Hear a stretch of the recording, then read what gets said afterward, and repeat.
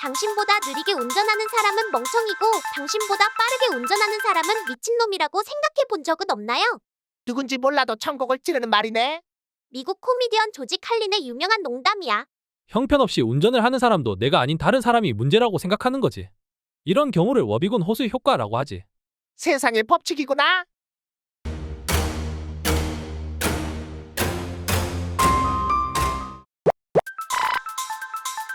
미국의 풍자 작가 게리슨 케일러는 라디오 드라마로 워비곤 호수라는 가상의 마을을 만들어냈다.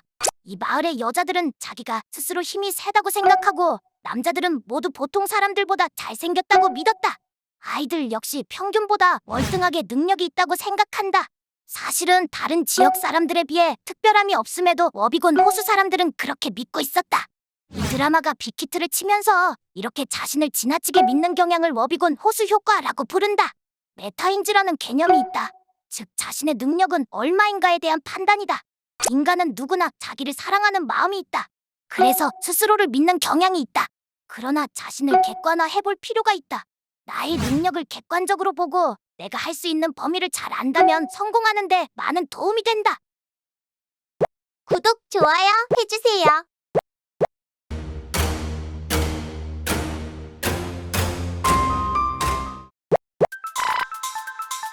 당신의 운전 실력은 어느 정도 되는가? 당신의 조직 내에서 기여도는 어느 정도인가? 라고 물으면 약 80에서 90%는 잘하는 편이라고 생각한다. 실제보다 30에서 40%의 사람들이 스스로를 과대평가하고 있다는 이야기다. 이 결과는 세계 어느 나라나 거의 비슷하다고 한다. 이렇게 자신을 과대평가하는 경우를 과신오류라고 한다. 직장에서도 사원들을 평가할 때 약 20% 정도를 우수사원으로 분류한다. 그러나 사원들에게 직접 설문조사를 해보면 80% 정도가 스스로 우수사원이라고 답한다. 미국에서는 90% 이상이 자기 기여도가 평균보다 높다고 생각한다. 우리나라에서도 2008년 구인구직 업체가 구직자 2천여 명을 대상으로 조사한 통계에 따르면 나는 평균보다 우수한 인재? 라고 생각하는 사람이 70% 정도였다. 이 중에서 또 77%는 한 일에 대한 보상으로 연봉이 못 미친다고 불평을 털어놓기도 했다. 나를 객관적으로 보기란 쉽지 않은 문제다. 과신오류는 남녀 구분 없이 누구에게나 있다고 한다.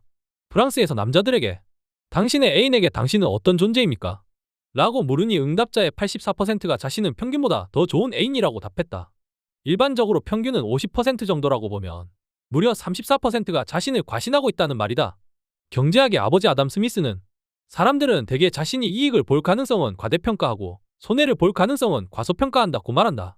자신의 능력과 행운을 부풀리는 경향이 있다는 거다. 특히 잘못된 판단을 내릴 때 자기 과신의 성향은 더욱 커진다. 실패 가능성은 낮게 보고 성공 가능성은 가능한 높여보니 결과는 항상 기대에 못 미치기 마련이다. 스스로에게 관대하면 자기 과신의 함정에 더 빠질 수 있다. 전혀 예측하지 않았던 이들의 입에서 생뚱맞거나 전혀 맥락에 맞지 않는 얘기가 튀어나오는 것은 괜히 그런 것이 아니다. 전문가나 전문가 집단이 비전문가보다 더 심하게 워비곤 호수 효과에 빠지는 것은 매우 흥미로운 문제이다. 확신을 보이며 단정적으로 얘기할 때 전문성이 보다 강렬하게 드러나겠지만 자기 함정에 빠지진 않았는지 경계할 일이다. 이런 근거 없는 믿음, 자기 자신은 아무리 못해도 보통의 다른 사람들보다는 낫고 최소한 평균 이상은 된다는 자기 과신은 개인 차원에만 머물지 않지. 그런데 사실 우리는 우리 생각만큼 훌륭하지는 않아. 자기 객관화가 필요하다는 말이군요. 세상의 법칙이라고 할 만하구만.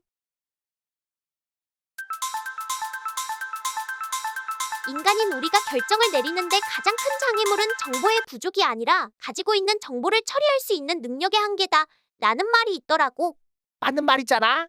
그런 제한적 합리성을 가졌기 때문에 자신의 정신적 능력을 경제적으로 사용하기 위해 인간은 지름길을 발달시킨다고 하지. 이번에는 어떤 법칙이 있나요? 구독, 좋아요 해주세요.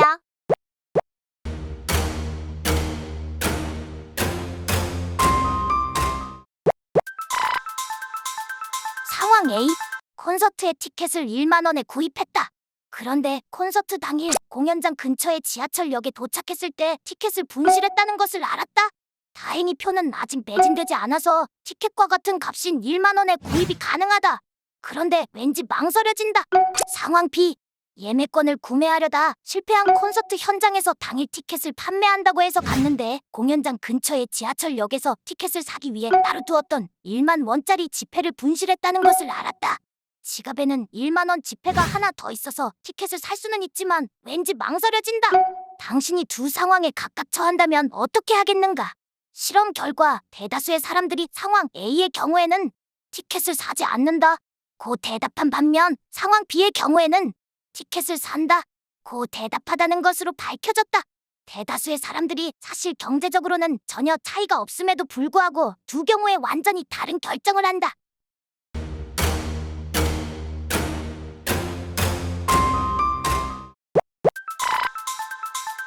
두 경우 모두 2만 원을 들여 콘서트를 볼 것인지 그렇지 않으면 1만 원의 손실을 감수하고 콘서트 관람을 포기할 것인지 라는 계산상으로 완전히 같은 선택 상황이다. 그러므로 경제적인 요인 이외에 어떤 요인이 자신의 선택에 작용을 했는지 분명히 해야 한다. 만약 경제적인 요인만이 선택에 작용했다면 선택에 영향을 줄 수 있는 다른 요인은 없었음을 밝혀야 한다. 상황 A의 경우 잃어버린 1만 원짜리 티켓은 콘서트 감상과 밀접하게 연관된 의미를 가지고 있다. 그러므로 다시 1만 원을 들여 티켓을 구입하면 합계 2만 원으로 티켓을 산 셈이 된다. 즉 정상적인 경우보다 1만 원을 불필요하게 더 지불했다는 생각이 들어 티켓 구입을 꺼리게 되는 것이다. 상황 B의 경우 1만 원을 잃어버렸다는 사실은 콘서트 감상과는 상관없이 우연히 발생한 금전적인 손실이라고 생각된다. 그 때문에 티켓을 구입하는 데 드는 비용은 정상적으로 1만 원이라는 생각을 한다. 분실한 1만 원과 티켓은 별개의 계산으로서 마음속에 등록되어 있다. 마음의 회계부는 개인들이 어떻게 그들의 돈을 특정한 목적을 위해 할당된 다른 계좌나 범주로 분리하는지를 설명한다. 이는 사람들이 어떻게 그들의 돈을 인지하고 지출하고 저축하는지에 영향을 미친다. 일상생활에서 사람들은 종종 수입과 지출을 다양한 범주 또는 계좌로 분리한다. 예를 들어 개인들은 한 계좌에는 월세 또는 주택담보대출, 공공요금, 식료품비, 다른 계좌는 저축 또는 투자를 한다. 그리고 또 다른 계좌로 오락과 외식과 같은 재량적 지출을 한다. 마음의 회계부 현상은 개인이 필요한 비용과 저축에 자금을 할당하는 것을 나눔으로써 재정을 관리하는 것을 돕는다. 행제 같은 경우가 해당되겠네요. 맞아. 직장에서 보너스나 세금, 환급 같은 예상치 못한 횡재를 했을 때 그 돈은 마음의 회계부가 작동해 평소와 다르게 쓸 수 있는 거지. 그래서 그 돈은 추가나 횡재로 보고 휴가 중에 탕진하기도 하는 거군요. 그것도 세상의 법칙이구만. 출입은 생각하지 마. 그러면 내가 출입 생각을 잊을 줄 알았어? 실패한 거지. 코끼리는 생각하지 마. 라고 하면 코끼리에 대한 생각을 멈추기보다는 더 많이 생각하게 된다는 말이지. 분명 오늘 이야기할 세상의 법칙이군요. 그렇지. 오늘은 그 프레임에 대한 이야기야. 구독, 좋아요 해주세요.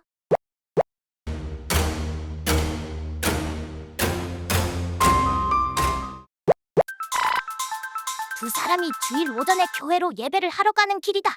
친구 세실이 모리스에게 물었다. 이봐, 모리스 자네는 기도 중에 담배를 피워도 괜찮다고 생각하는가? 모리스가 대답했다. 글쎄, 나도 잘 모르겠는데 라삐한테 물어보세. 세실이 먼저 라삐에게 물었다. 선생님, 기도 중에 담배를 피워도 됩니까? 라삐는 정색을 하며 대답했다. 형제여, 기도는 하나님과 나누는 엄숙한 대화인데 기도 중에 담배는 금물이라네. 그 이야기를 듣고 있던 모리스가 말했다. 선생님, 담배를 피우는 중에 기도를 드리면 어떨까요? 라삐는 환한 미소를 지으면서 말했다. 형제여, 기도는 때와 장소가 필요 없다네. 담배를 피우는 중에도 얼마든지 드릴 수 있다네. 웃자고 하는 이야기이지만 이렇게 동일한 상황도 어떤 관점에서 보는가에 따라 전혀 다르게 보여질 수 있다. 프레임은 내 마음속에 창틀인 것이다. 생각의 방향을 바꾸면 같은 문제를 놓고도 관점에 따라 정반대의 결과를 만들어낼 수 있다. 이것을 프레이밍 효과라고 한다.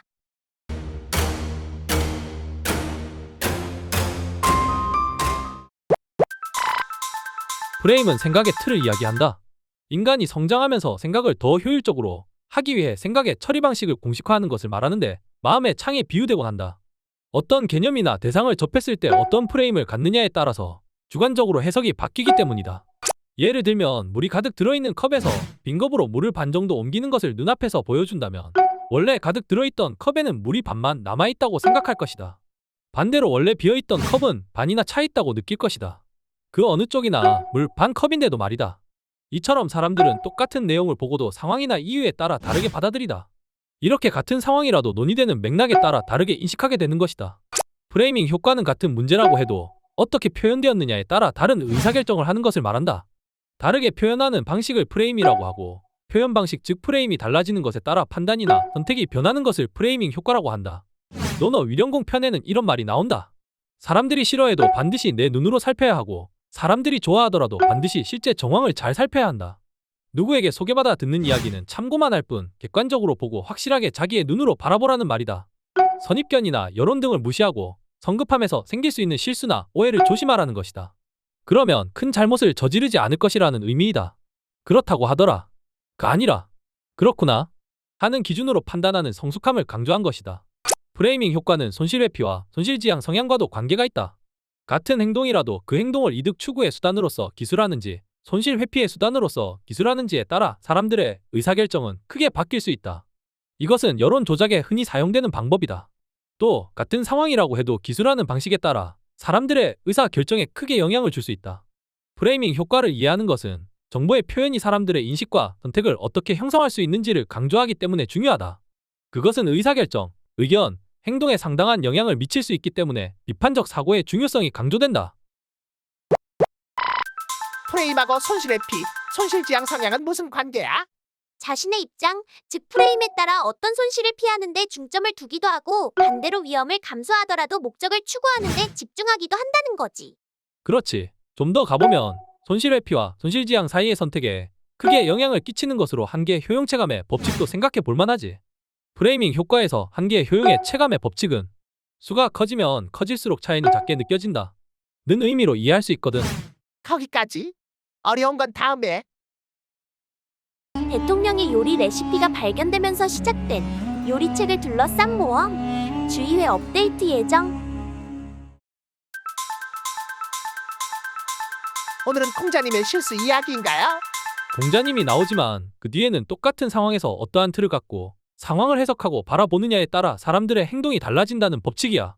프레임 법칙의 사례라고 하겠네요.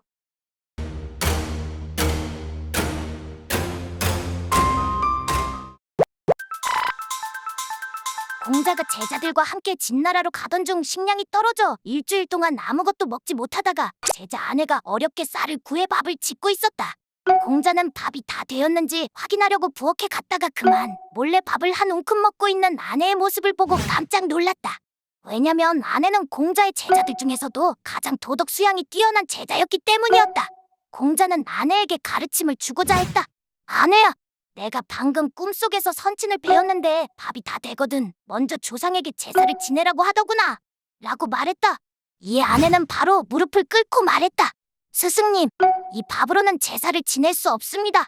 제가 뚜껑을 여는 순간 천장에서 흙덩어리가 떨어져 들어가고 말았습니다. 스승님께 드리자니 더럽고 버리자니 아까워 제가 그 부분을 먹었습니다. 공자는 아내를 잠시나마 의심한 것이 부끄럽고 후회스러워 다른 제자들에게 예전에 나는 나의 눈을 믿었다. 그러나 나의 눈도 완전히 믿을 것이 못 되는구나. 그리고 또 나는 나의 머리도 믿었다. 하지만 나의 머리도 역시 완전히 믿을 것이 못 되는구나. 너희는 보고 들은 것이 꼭 진실이 아닐 수도 있음을 명심하거라. 라고 말했다. 구독, 좋아요 해주세요.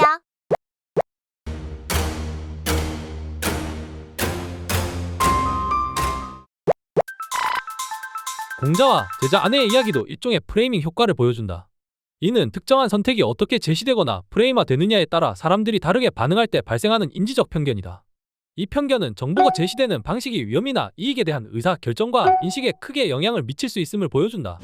미국의 코넬 대학에서 재미있는 심리 실험을 했다. 1992년 바르셀로나 올림픽에서 메달을 딴 선수들의 표정을 분석한 것이다. 그랬더니 행복하고 기쁜 표정을 짓는 순서를 보면 금, 은, 동이 아니라 금, 동, 은이라는 결과가 나왔다. 분석 연구원은 그 이유를 프레임 이론으로 풀이한다. 물론 금메달을 딴 선수는 기쁜 표정을 지었다. 그러나 은메달을 딴 선수는 속으로 조금만 더 노력했으면 저 금메달이 내 것인데 하며 아쉽게 생각하는 표정이 역력했다. 말하자면 금메달의 시각으로 자신이 딴 은메달을 생각하기 때문이다. 반면에 동메달을 딴 선수는 메달을 따지 못한 선수의 관점에서 자신의 메달을 보게 된다. 그래서 동메달을 딴 선수가 은메달을 딴 선수보다 더 밝은 표정을 지었던 것이다. 인종, 성, 국가, 사회적 지위, 옷차림, 외모, 학력, 집 크기 등이 만들어내는 고정관념에서 탈피하기가 쉽지만은 않다. 사람들을 대할 때 끊임없이 휘몰아치는 고정관념의 틀 속에서 스스로 객관적인 판단을 할 수 있을까? 마음속에 고착되어 있는 프레임을 거부하고 있는 그대로 사람을 만날 때 그 사람의 진면목을 볼 수 있다. 그동안은 잘 생각하지 못했는데 프레임은 여러 곳에서 알게 모르게 사용되고 있었어. 예를 들면 새로운 의료 정책에 대해 유권자들을 설득하는 정치 캠페인을 봐. 모두에게 알맞은 가격의 의료 서비스를 제공한다고 하거나 보편적인 의료 서비스에 자금을 대기 위해 세금을 부과한다라고 하지. 단어의 선택과 프레이밍에 따라 여론을 움직일 수 있고 궁극적으로는 선거 결과를 좌우하기도 하는 거지. 잘 봤어. 기업들도 광고에서 프레이밍 효과를 자주 사용하지. 예를 들어 한 자동차 제조사는 사고 위험 10% 대신에 90% 안전 등급을 받았다고 말하지. 긍정적인 프레이밍은 장점을 강조하는 반면 부정적인 프레이밍은 잠재적인 위험을 강조하지. 내 생각에는 말이야. 행동주의 경제학이 인간 종족을 잘 이해하는 것 같아. 기분 나쁘지만 일리는 있는 말이네. 행동주의는 인간의 행동을 있는 그대로 연구하는 것에 초점을 맞췄지. 거기에서 인간은 제한적 합리성, 즉 정보 처리 능력의 한계를 가진 존재이지. 그래서 세상의 법칙. 오늘 이야기는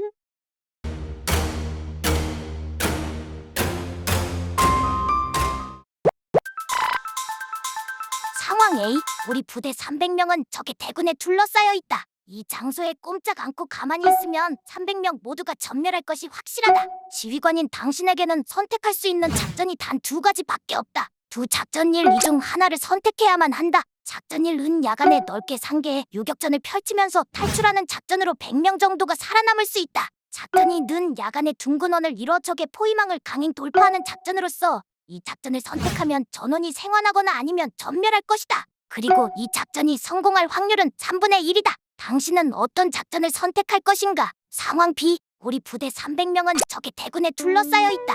이 장소에 꼼짝 않고 가만히 있는 채로는 단 한 명도 생還할 수 없을 것이다. 지휘관인 당신에게는 선택할 수 있는 작전이 단 두 가지밖에 없다. 두 작전 일 이 중 하나를 선택해야만 한다. 작전 1은 야간에 넓게 상계에 요격전을 펼치면서 탈출하는 작전으로 200명 정도가 목숨을 잃을 것이다. 작전 2는 야간에 둥근원을 이뤄 적의 포위망을 강행 돌파하는 작전으로 전원이 생還하거나 아니면 전멸할 것이다. 그리고 이 작전이 실패할 확률은 3분의 2이다. 당신은 어떤 작전을 선택해야 할 것인가? 상황 A와 B 중 하나만을 각각 1000명에게 제시하고 대답하도록 했다. 각각의 경우에 작전 1, 2 중 어느 쪽을 선택한 사람이 많았을까? 추측해보라. 두 경우 모두 작전 1, 2의 선호도는 반반이라고 예상한다. 그러나 실제 실험 결과에 의하면 그렇지 않았다. 상황 A에서는 작전 1을 2배 선호했고 상황 B에서는 작전 1을 2배 선호했다. 구독, 좋아요 해주세요.